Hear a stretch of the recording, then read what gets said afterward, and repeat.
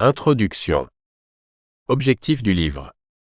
L'objectif de ce livre est d'explorer comment la société, à travers ses institutions, ses normes et ses mécanismes subtils, parvient à façonner la pensée, le comportement et les croyances des individus.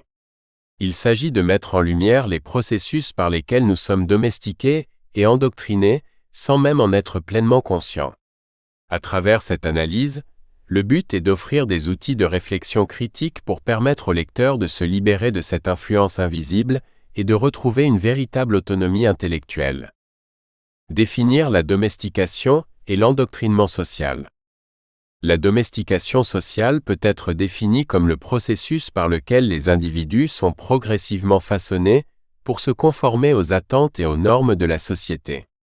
Tout comme les animaux sont domestiqués pour adopter des comportements souhaités par les humains, les êtres humains sont socialement conditionnés dès leur plus jeune âge pour accepter et respecter des règles implicites ou explicites.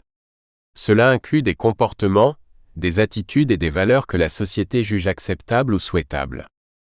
L'endoctrinement social, quant à lui, consiste en l'inculcation de croyances, d'idéologies et de doctrines à travers divers canaux tels que l'éducation, la religion, les médias et les institutions politiques. Contrairement à la domestication, qui porte davantage sur le comportement, l'endoctrinement affecte principalement la pensée et les convictions, souvent de manière inconsciente. Il réduit l'espace de la pensée critique et pousse les individus à accepter des systèmes de croyances sans questionnement. Ces deux processus sont intrinsèquement liés et forment une toile complexe qui modèle nos identités, nos choix et nos perceptions du monde, créant une forme de conformité globale qui nous est imposée sans que nous en ayons toujours conscience. L'importance de prendre conscience de cette influence.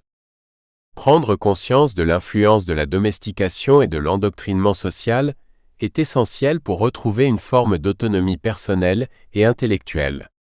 Cette prise de conscience permet de remettre en question des comportements et des croyances que nous considérons souvent comme naturels ou inévitables, alors qu'ils ont été façonnés par des forces extérieures à nous-mêmes.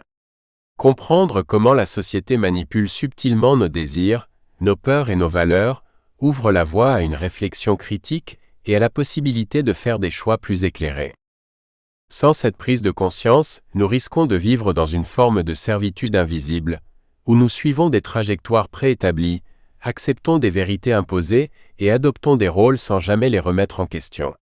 En revanche, en reconnaissant ces mécanismes, nous pouvons commencer à déconstruire les récits dominants, à choisir nos propres valeurs et à explorer des chemins de vie plus authentiques. C'est ainsi que nous pourrons nous affranchir des attentes et des pressions de la société et véritablement exercer notre libre arbitre. Chapitre 1. La société comme institution de contrôle. 1.1.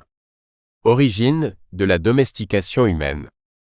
L'origine de la domestication humaine remonte aux premières formes de sociétés organisées.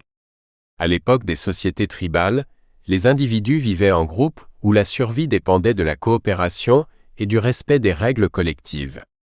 Ces premières règles, bien que souvent non formalisées, étaient destinées à assurer la cohésion sociale, la sécurité et la survie du groupe. La domestication, dans ce contexte, était essentielle pour éviter les conflits internes et renforcer la solidarité. Avec l'émergence des premières civilisations, la domestication des individus est devenue plus structurée. Les premières grandes cités, comme celle de la Mésopotamie, ont introduit des codes de conduite régis par des lois écrites